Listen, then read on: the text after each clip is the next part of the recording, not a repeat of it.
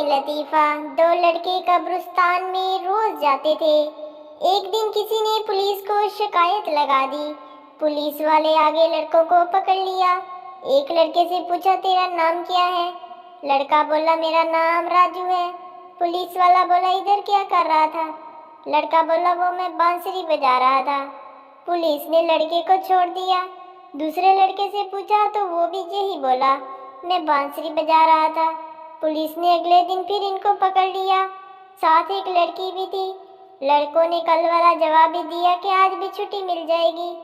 जब पुलिस ने लड़की का नाम पूछा तो लड़की बोली, सर मेरा नाम बांसुरी है। पुलिस वाले अभी तक बेहोश हैं।